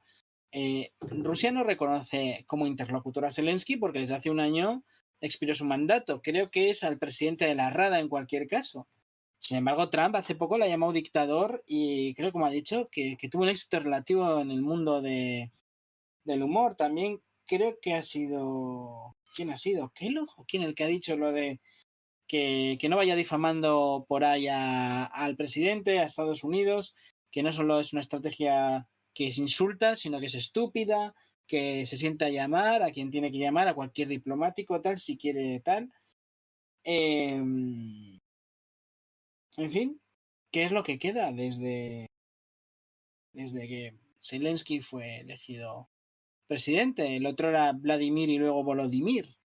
¿Qué es todo esto? Si nos puedes contar un poco. Son muchas preguntas, lo sé, pero es por darle un hilo conductor a la respuesta que vas a dar para que la gente tenga ese marco y pueda entender todo el aluvión de datos, fechas e interpretación que nos vas a dar ahora.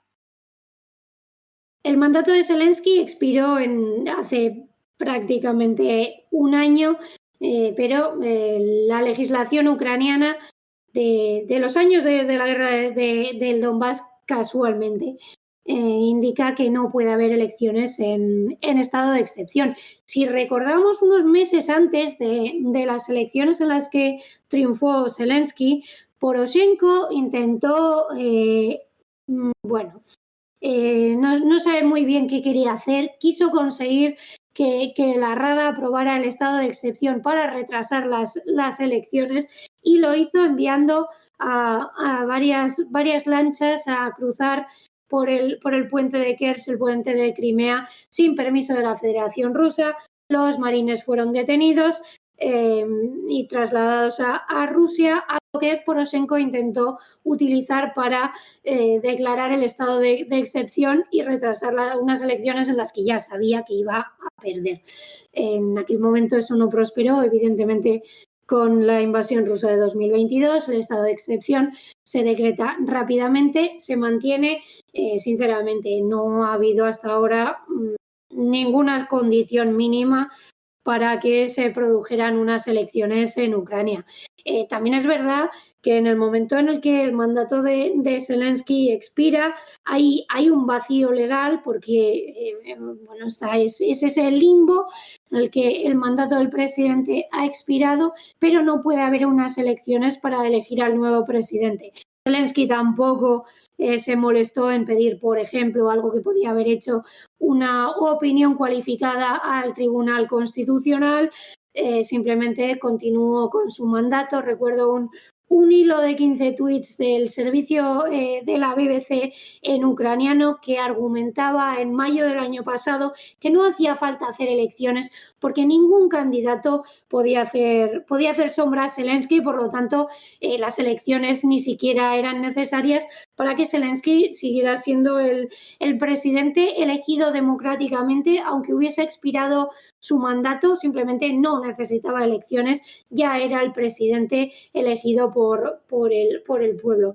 Estados Unidos parece haberse acogido a esta idea de la Federación Rusa de que Zelensky no es un presidente democrático ilegítimo en este momento.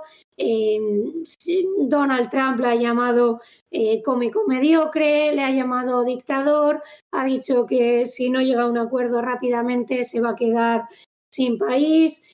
Todo esto se debe a que Zelensky no ha querido firmar el acuerdo de explotación de las tierras raras. Las cosas coinciden en el tiempo porque hay una relación de causa-efecto. Ese es el interés que tiene Trump de conseguir la paz. Básicamente hay dos: los objetivos económicos, los que comentábamos, el expolio en Ucrania, obligar a Rusia a abrir el país a la extracción de petróleo, drill baby drill, que es lo que Estados Unidos quiere hacer en su propio territorio, pero si se puede también en el ajeno. Los intereses económicos son muy evidentes. Por ahí es por donde Donald Trump tiene interés en la paz. El otro aspecto es utilizar esos recursos en la guerra económica contra China. Europa ya no es de interés de Estados Unidos, Europa ya no es el escenario principal de la rivalidad entre grandes potencias, por lo tanto la presencia de Estados Unidos en el continente básicamente no es necesaria a ojos de Estados Unidos. Ese es el interés que tiene Donald Trump en deshacerse de este conflicto, especialmente ahora que su relación con Volodymyr Zelensky pues no es tan buena como Zelensky hubiese esperado. ¿A qué tipo de acuerdo se puede aspirar en estos momentos? Básicamente los aspectos importantes serían las fronteras, las garantías de seguridad, la estructura de seguridad y una serie de aspectos ya, digamos, de derechos de la población. La cuestión de Estados Unidos en ese régimen tan conservador y tan apegado a esos valores religiosos, al menos en lo teórico, le ha dado importancia, por ejemplo, a la prohibición de la Iglesia Ortodoxa vinculada al Patriarcado de Moscú. Esos serían un poco los aspectos que posiblemente Rusia y Ucrania tuvieran que negociar directamente. Los otros dos, las fronteras, en principio todos los escenarios que se manejan se parecerían mucho a la línea del frente, eso sí, serían fronteras de facto. No va a haber ninguno de los escenarios que se manejan, va a haber reconocimiento ucraniano a la pérdida de ningún territorio, ni siquiera Crimea. Eso es algo que Rusia parece que es consciente y acepta.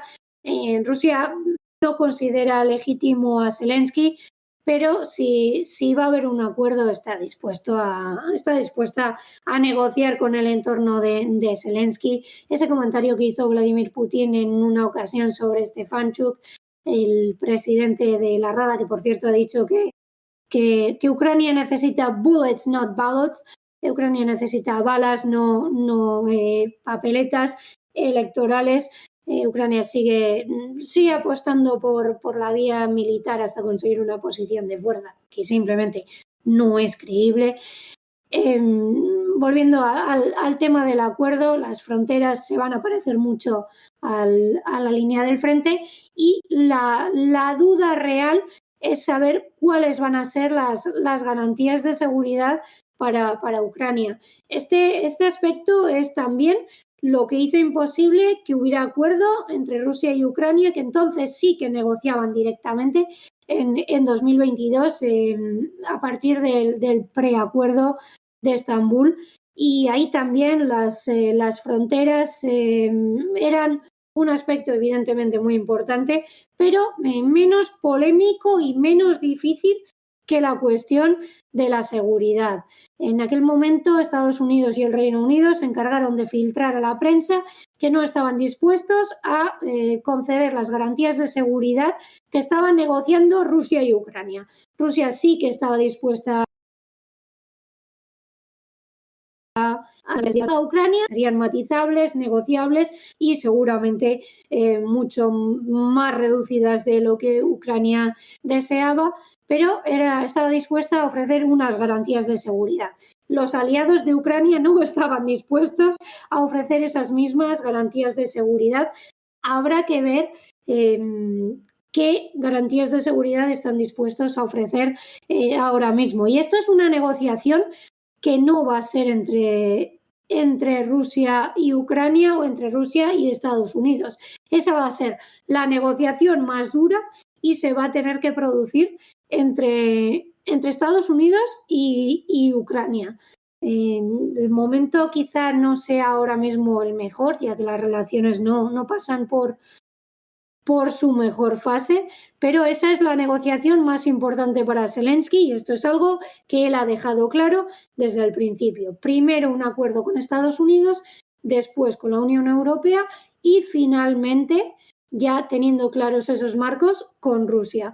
El problema que ha tenido Zelensky es que se ha encontrado con que le han pasado por encima y Estados Unidos, en lugar de negociar primero con Ucrania, después con Europa y finalmente con Rusia, ha optado por abrir negociaciones, veremos si llegan a buen puerto, con la Federación Rusa para después incluir a la Unión Europea y finalmente, como último actor invitado a la negociación de qué va a ser de su territorio, estaría Kiev, estaría Ucrania.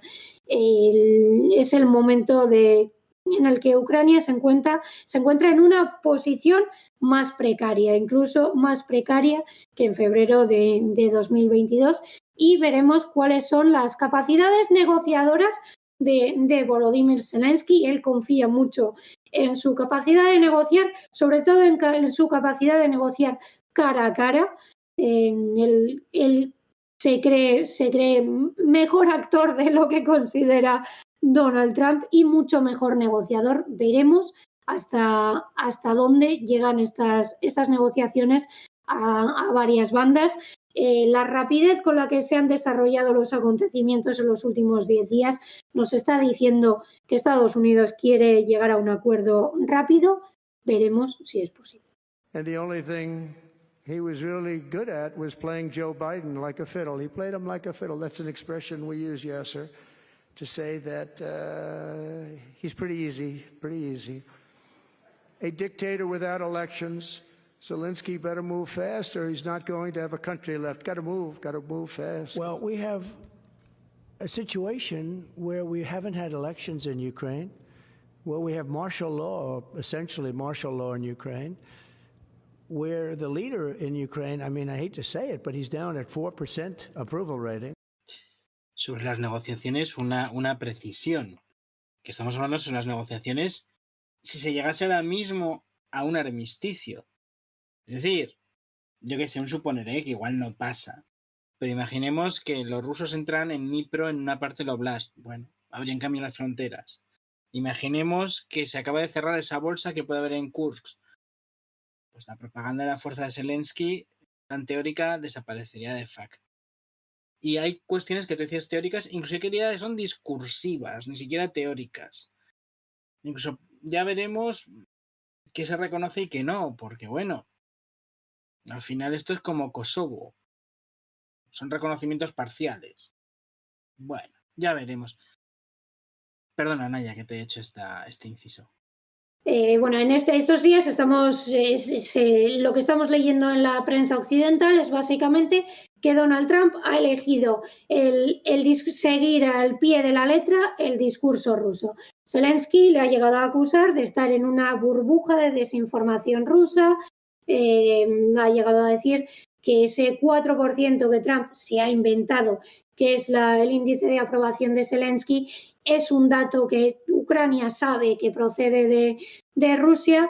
La realidad es ligeramente diferente. El plan que tiene Estados Unidos es conseguir primero un alto el fuego, después hacer unas elecciones en Ucrania, algo que llevaría meses, porque evidentemente la población que está en el extranjero tiene que votar y eso requiere una organización y tiene unos retos logísticos inmensos, se dilataría durante un tiempo y después sería la negociación final. Es decir, estamos hablando de meses a futuro, pero el punto de partida es un alto el fuego. ¿Para qué? Evidentemente, un alto el fuego a quien protege es a la parte que se está defendiendo. El alto el fuego no beneficia a quien tiene la iniciativa y a quien está avanzando. Es una forma de proteger a Ucrania. Proteger a Ucrania de cualquier avance ruso hacia recuperar todo el territorio de Kursk, con el que Ucrania perdería una carta importantísima de negociación para que Rusia no consiga capturar el campo de litio, de Shevchenko, para que Rusia no llegue al oblast de Dnipropetrovsk. Es decir, proteger a Ucrania de encontrarse en una situación de aún más debilidad y de haber perdido territorio. Ese es el plan del trumpismo. Alto el fuego para proteger a Ucrania y después una concesión a Rusia, que serían esas elecciones para conseguir un gobierno legítimo, más fuerte, posiblemente reforzado gracias a lo que se le va a exigir a la Unión Europea que ponga para mejorar la economía de Ucrania y finalmente un acuerdo al que veremos si se llega. En este conflicto ha habido muchos procesos de negociación. Ginebra antes de la guerra del Donbass, Minsk I, Minsk II, el formato de Normandía y las conversaciones de Estambul, que nunca ha llegado a un acuerdo final. Por lo tanto, incluso aunque hubiera alto el fuego, habría que ver si se llega a un acuerdo final. Evidentemente, en el momento en el que Estados Unidos, que es quien lleva la voz cantante, está a favor de un acuerdo, las posibilidades aumentan notablemente, pero no tenemos tampoco que dar nada por hecho. La histeria colectiva que se creó en la Unión Europea a raíz del discurso de Hegseth y de la conversación entre Donald Trump y Vladimir Putin fue muy, muy prematura, porque se dio por hecho que básicamente el acuerdo estaba hecho y que Ucrania había recibido la puñalada por la espalda, ese stab in the back, que es un concepto muy peligroso que introdujeron los altos mandos de militares alemanes antes incluso del pacto de Versalles, y que llevó a lo que derivó rápidamente en antisemitismo y que fue utilizado por Adolf Hitler para llegar al poder. Ese concepto de la puñalada por la espalda está apareciendo con mucha ligereza en los medios y es muy peligroso, para empezar, porque no ha pasado nada de eso. Lo que se ha producido es una primera toma de contacto para iniciar negociaciones.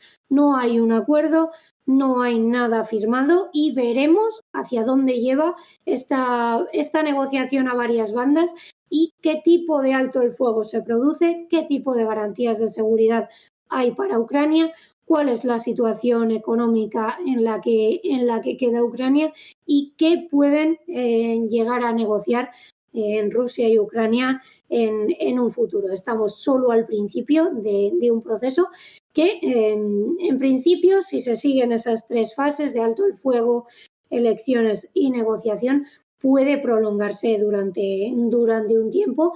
Veremos cuáles son las fronteras y a qué acuerdo pueden llegar Kiev y Moscú. Que incluso igual no se está negociando la paz como tal, igual Estados Unidos pretende una desescalada paulatina que lleve luego a un proceso. Es decir, hemos visto mucha historia, vamos a verlo, había que narrarlo, pero una retirada, quiero decir, el concepto de vietnamización de la guerra es duro, pero puede estar ahí. No sabemos exactamente qué va a pasar. Es cierto que se ha presionado a Zelensky por parte de la administración Trump de una forma dura, se han reído de él. Hay que decir, incluso le han atacado personalmente, ¿no? Es duro, es duro. Pero bueno, a ver, hay que seguir lo que está ocurriendo. Como tú has dicho, no hay que dejar nada por hecho, ni... Igual también se está pidiendo una europeización de la guerra para que, bueno, pues Estados Unidos pueda de alguna forma irse desentendiendo y comenzar de forma ventajosa, ser de los países que en su día sancionó a Rusia, y ser de forma ventajosa el primero a entrar en un mercado, bueno, pues que quizás no quieran cuestiones que provengan de Occidente, ¿no? Sí, ahora mismo Estados Unidos quiere conseguir esos beneficios económicos en un país y el otro y que sea la Unión Europea quien se haga cargo de la abrumadora mayoría de las armas que vayan a ser enviadas a partir de ahora y de cualquier misión de paz y de cualquier garantía de seguridad que haya que ofrecer a Ucrania en un futuro. Es decir, la Unión Europea no está invitada a la mesa de negociación, pero sí que se le invita a pagar la cuenta. Y además, hay un refrán castellano muy vulgar que no voy a usar sobre ser X y poner la cama, pero bueno, puede ser algo así. Ahora que cierto exministro pues ha salido que tenía ese tipo de cosas. En fin, hay otra cuestión que además si normalizan relaciones diplomáticas, yo creo que se puede hacer pequeños microcanjes, ¿no? Yo inhabilito este tipo de armas o yo prohíbo este tipo de armas que te van a permitir actuar mejor. Si me dejas a mí inversionar en no sé qué sector, porque, por ejemplo, ¿no? Los rusos son europeos, son occidentales, ¿no? Por mucho que dentro de los occidentales son los orientales, ¿no? Pero son europeos. Y les gusta vivir un estilo europeo de vida, más conservador quizás, no lo sé. Hace poco estaba viendo un vídeo que subía un chaval que vive en unas zonas casi polares de Rusia, ¿no? Donde se dedican a la extracción de gas y tienen muy buenos salarios, los supermercados son carísimos porque hay que llevar todo allí. Yakutia, por ahí, es decir, un sitio donde, bueno, las temperaturas eran escandalosamente frías y eran abrumadoramente, pues, para mí insoportables. Quiero decir, salvo algún día de montaña que uno va allí y pasa un poco de frío y tal, al Pirineo, pero eso ya era una cuestión ya, en fin. Y había Coca-Cola traída desde China. Las botellas estaban etiquetadas en chino. Entonces, bueno, quiero decir, Estados Unidos puede tener intereses tanto en la industria, en el sector extractivo, como en el sector de bienes de consumo, como en el sector de cierto mantenimiento que nos ha dado estos últimos 3 años a sectores aeronáuticos o de otro tipo industrial en Rusia, con microcomponentes, etcétera, que Rusia consigue, supongo que de una manera mucho más cara, en mercados secundarios. Ya hemos hablado de Emiratos Árabes Unidos, hemos hablado de Israel, hemos hablado de Turquía, que Israel y Turquía han jugado bandas también esta guerra y se han lucrado. Podemos hablar de Azerbaiyán, que tiene unas magníficas relaciones comerciales y militares con Rusia, por encima de Armenia, ¿no? Que era su supuesto aliado en el CSTO, pero bueno, a la cual le vendió los Su-25 sin las bombas. Ese tipo de cosas. Entonces, Rusia al final es un país capitalista y esas cuestiones se pueden negociar. Entonces, quizás hay varios escenarios en la mente de Trump. Hemos hablado de que Zelensky se autopercibe como un excelente negociador. Todos sabemos que Trump sí es un excelente negociador. En su vida se ha dedicado a vender su nombre en hoteles, cuando no tenía ni un solo duro y está en la bancarrota. Se ha dedicado a... Bueno, se ha dedicado a vender ilusiones, ideas, imágenes. Es un negociador muy duro. Siempre se ha dicho de él que es un negociador muy duro, pero creo que se puede llegar a acuerdos, ¿no? Bueno, consiguió que los talibán se sentasen en Doha con él. Luego lo gestionó muy mal la siguiente administración. Que se fue una cuestión de... ¿Sabían qué fechas tenían que retirar de Afganistán? Fue un desastre esa gestión. Pero la cuestión principal, que es retomar relaciones, se va a llevar a cabo. De ahí a negociar una paz. En fin, Zelensky está muy histérico, pero esto hay que ver cómo se desarrolla en marzo, en abril, en mayo. Todavía podemos tener un rato largo de guerra. Hemos tenido 3 años. Hay muchas sorpresas y las cosas se pueden torcer en cualquier momento. Pero sí que es cierto que Trump que no es la consistencia y la coherencia no son sus cualidades principales. Sí que es verdad que ha mantenido ese discurso de desinterés absoluto por Europa y ganas de deshacerse de la cuestión ucraniana. En el momento en el que Estados Unidos quiere conseguir un alto el fuego, quiere dejar de enviar armamento a Ucrania, las posibilidades de que algo salga adelante aumentan notablemente. Y más aún si por lo que vemos tienen intenciones de negociar cuestiones económicas con la Federación Rusa. Hay interés por reunirse entre los dos presidentes. Tenemos que ver, hay una fecha clave este año, que es el 9 de mayo. Vamos a ver cuál es la representación de Estados Unidos en el desfile militar del Día de la Victoria, que ahí es donde puede haber una imagen importante, y da la sensación de que Rusia aspira a ello.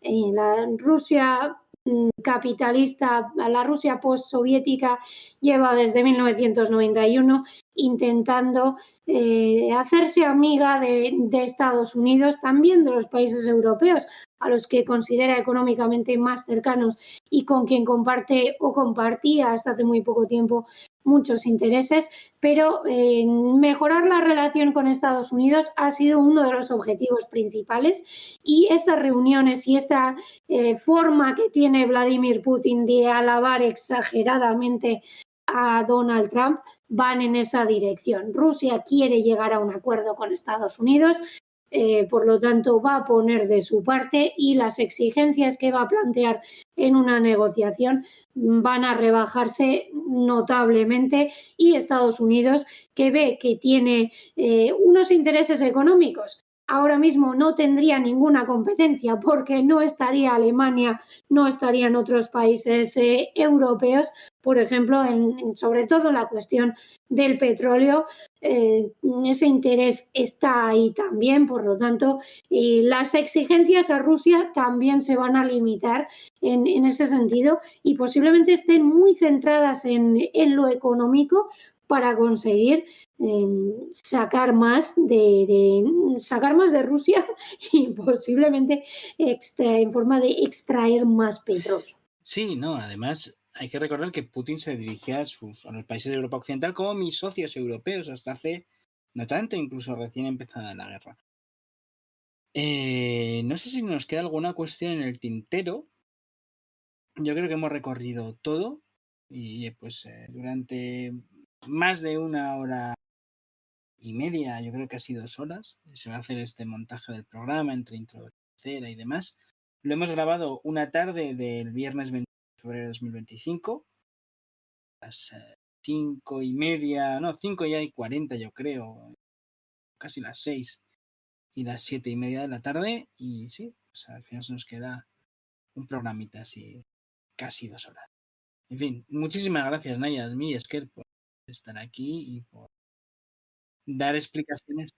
Seguiremos contando este proceso, este viaje que acaba de empezar hacia algún tipo de negociación, y veremos dónde lleva esa negociación, y si se llega a un acuerdo de alto el fuego, o si se consigue ir más allá de un alto el fuego de lo que se pudo ir en el proceso de Minsk. Si eso ocurriera así, si llegáramos a finales de 2023 y Ucrania está alrededor de Melitopol, por decirlo de esta manera, los términos habrían vuelto a cambiar. Es decir, ahí ya Ucrania no tendría las posibilidades que yo ahora le veo, porque significaría que Rusia ha aguantado mucho más de lo esperado.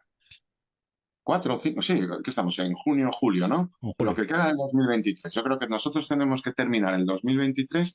Vale, Rusia, juégatela, dime 5 bretes. ¿Qué tendría que tener Ucrania a final de 2023 para que la coalición internacional no empiece a darles toques de ahí se os acaba el tiempo? Sí, para mí, si fuera, digamos, si todo se desarrolla en el sur, tendría que estar en el Mar Negro, en Berdiansk y en Mariupol, ¿eh? Y digamos, al menos, en el istmo de Crimea. Es decir, por supuesto, tendría que haber barrido todo lo que llamamos el puente de tierra. Que Rusia estuviera reducida a lo sumo a Crimea y ya prácticamente en su frontera. Eso si fuera en el sur. digamos, la gran apuesta de Ucrania, que yo creo que es la gran apuesta. Pero además tendría que estar, digamos, haber barrido a Rusia de todos los territorios que haya podido conquistar, al menos desde 2022, en el resto. Al 91, prácticamente al 91. Y, digamos, en la zona de Donetsk, Lugansk, fijo al 2014 mínimo. Es decir, si no ha vuelto a 2014, por decirlo así, a 2015, digamos, si no está amenazando Donetsk y amenazando Lugansk en el norte, y con el puente de tierra controlado, le ha abierto la posibilidad de negociar a Rusia, que eso es lo que, digamos, sería una solución que no es la que plantea ahora Ucrania. Ucrania lo que plantea es todo será Ucrania y por la vía militar. Si no consigue esto en el año 23, digamos, barrer todo el puente de tierra en la zona sur y o tener ya liberado Donetsk y Lugansk o amenazado de tal manera que sea para Rusia muy difícil sostenerlo, y por supuesto el norte. Estar en las fronteras de 2014-15 ya o más allá. Eso ya, si no es así, para mí sería un fracaso de Ucrania en esta ofensiva. Nos despedimos. Hay que decir que 3 de los cortes, los que están en lengua castellana, que hemos escogido, lo hemos hecho de los shorts, de los cortos, de los vídeos cortos, que tiene un canal de YouTube que se llama o denomina Reflexiones Iracundas, @iracundo_isidoro, porque los personajes, como queríamos hablar de la propaganda, de la guerra, ¿no? Y recoger un poquito, hemos recogido esa propaganda rusa en las conversaciones, en el conversatorio y entrevista que hemos tenido Naya Sanzo y yo, pero como no conozco a muchas de estas personas, salvo a, que se denominan NAFO, algún analista que puede ser, digamos, más bien pro-ucraniano como Yago, pues sí lo conocía de que, antes tenía su canal y aparece en medios y demás.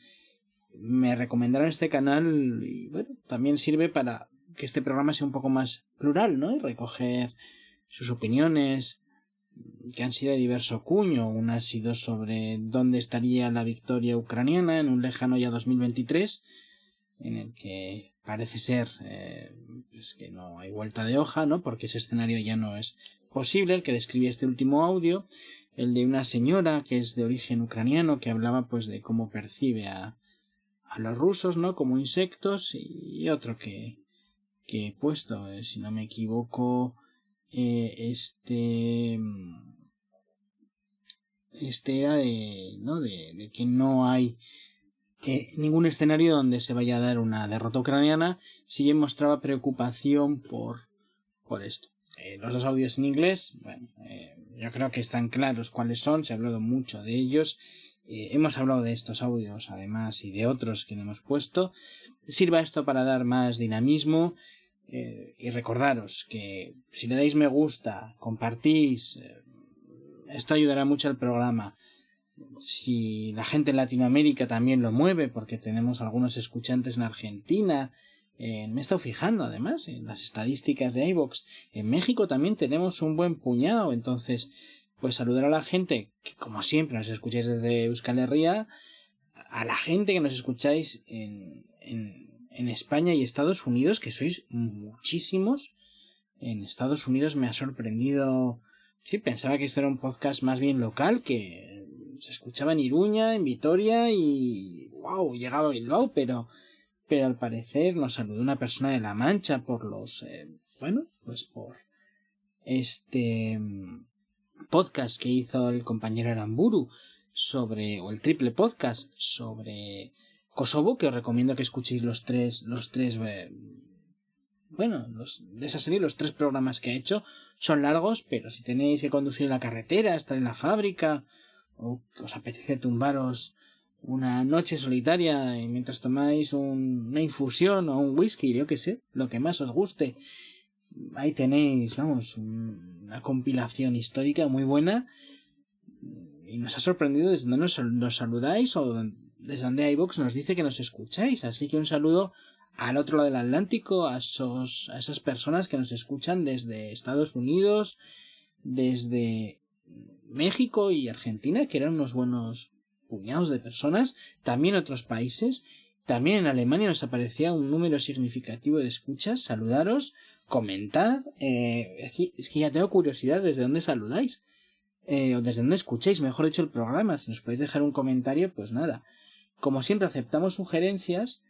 Una disculpa al usuario, ahora no recuerdo su nombre, lo había apuntado pero no tengo aquí el papel, que pidió la serie que aparece al final del programa, que recomiendo durante el programa, que recomienda a Naya. Se lo recordaré a Naya, que además tengo que verla en breve. Ese programa y esa serie en el plan de victoria de Kiev, o en el Trump de A Movement Like Never Before, sobre su victoria. No me acuerdo, lo revisaré y contestaré ese comentario, o le diré a un compañero que lo conteste como debe ser adecuado, ¿no? Con la duda que planteabais. En fin, y lo dicho, si compartís, le dais me gusta, os animáis a comentar también en el Spotify, yo qué sé, será muy bienvenido.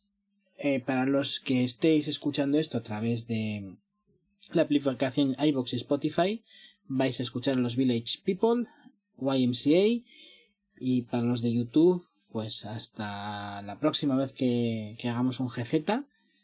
Y nada, pasad una buena entrada de semana y un feliz domingo, de lo que quede domingo. Hasta la próxima vez que nos escuchemos. Agur, agur.